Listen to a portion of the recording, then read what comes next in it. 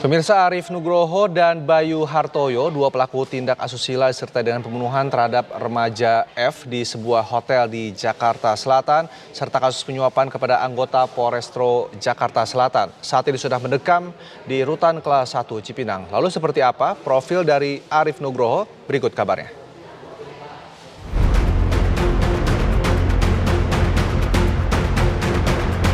Ini adalah foto eksklusif Arif Nugroho alias Bastian bin Elias Nugroho yang didapatkan tim Kabar Siang TV One.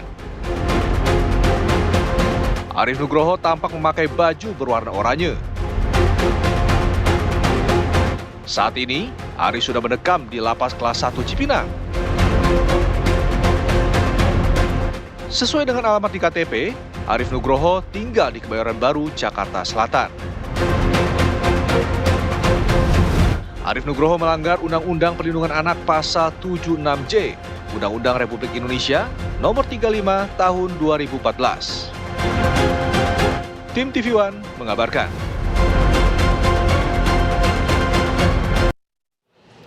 Pengusutan kasus tewasnya remaja FA oleh anak pemilik klinik laboratorium kesehatan yang juga melibatkan mantan Kasat Reskrim Polres Jakarta Selatan, AKBP Bintoro, terus berkembang.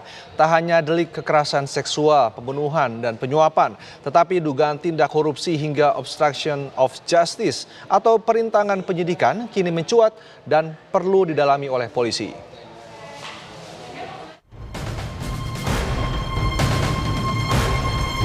Pengusutan kasus tewasnya remaja FA oleh anak pemilik klinik laboratorium kesehatan terus bergulir. Polda Metro Jaya telah melakukan penyelidikan mengenai dugaan pelanggaran kode etik yang diduga dilakukan mantan Kasat Reskrim Polres Jakarta Selatan, AKBP Bintoro, dan 3 anggota lainnya. Menurut pendapat saya, ini kasusnya terbagi dalam 3 klaster. Yang pertama adalah kasus pokoknya ya.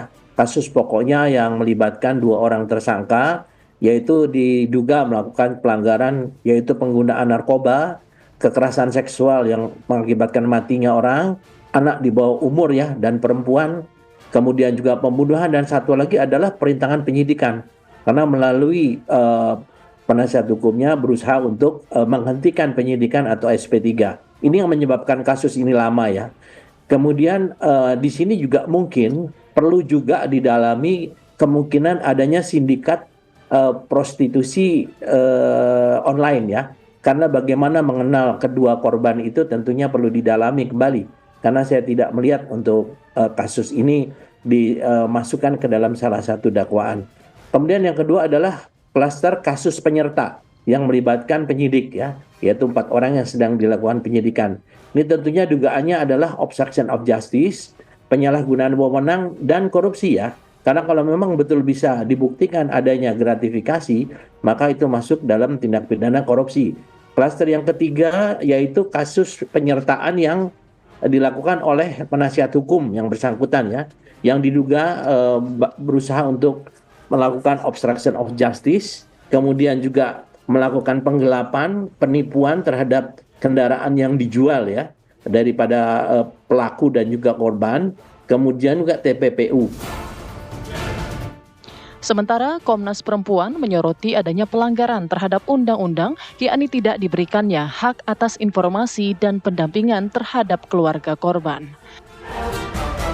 Dari yang tadi disampaikan oleh ibu korban, nampak bahwa ibu korban, keluarga korban itu tidak mendapatkan informasi yang cukup ya, terkait hanya dibilang menunggu jadwal persidangan. Gitu. Sementara tentang hak korban dan hak keluarga korban tidak diinformasikan.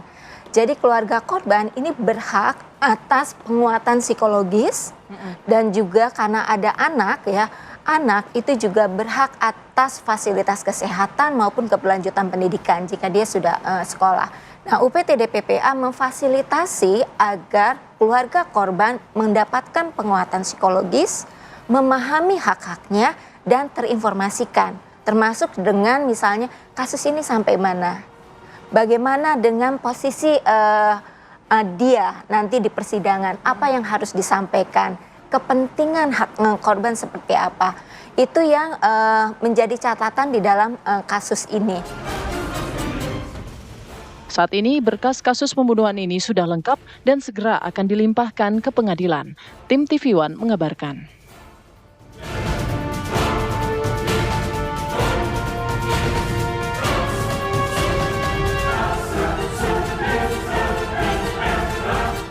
Orang tua FA, remaja korban pembunuhan yang diduga melibatkan anak bos klinik laboratorium kesehatan, tidak mengetahui kasus yang menewaskan anaknya tidak berjalan dengan semestinya. Sebelumnya pihak keluarga juga telah diberikan uang dari istri salah satu tersangka sebesar 300 juta rupiah dan meminta agar kedua belah pihak untuk berdamai. Jadi pengetahuan saya tinggal nunggu persidangan. Jadi saya tuh sedang menunggu, tapi ternyata kenyataannya kan tidak seperti itu. Ternyata lebih rumit ya. Ada kasus seperti ini, kaget juga sih Pak.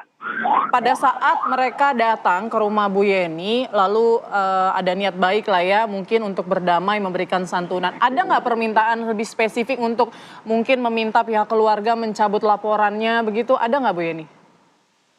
Tidak ada.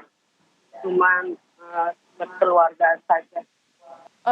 Bu Yeni mungkin sedikit aja Bu, ini kalau Ibu tidak nyaman tidak apa-apa ya, tidak usah dijawab, tapi kalau Ibu mau berbagi sedikit juga berapa kemudian uang yang ditawarkan tersangka ini terhadap pihak keluarga?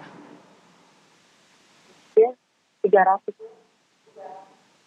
300 juta. Soal yang memberikan uang santunan 300 juta kepada ibu dan keluarga, apakah pelaku langsung yang datang atau melalui perantara? Ibu sempat menanyakan tidak? Itu istrinya Bapak Arif. Istrinya tersangka Iya. ini datang sendiri atau ada berapa banyak orang yang datang pada saat itu, Bu? Pertama ke rumah dia berdua sama pengacara Pak Andri. Dan pas penyerahan uang, dia ramai. Berapa orang ya? Lebih dari 10 kayaknya mah. Ya kurang lebih segitu. Ibu ada tanda tangani surat nggak pada saat itu? Iya ada. Surat Surat apa, apa, Ibu? Bu? Saya didampingi pengacara juga. Mungkin bisa Ya. dijelaskan Bu yang ditandatangani surat apa, Ibu? Saya kurang tahu juga ya itu. Karena saya tuh tidak fokus ke sana kemari, jadi yang izin suami sama pengacara. Jadi yang itu saya selain ke pengacara semua. Jadi yang membaca Hingga kini surat apapun itu masih ada, pengacara. Ibu? Kayaknya sih mungkin masih ada di pengacara apa di mana saya tahu juga.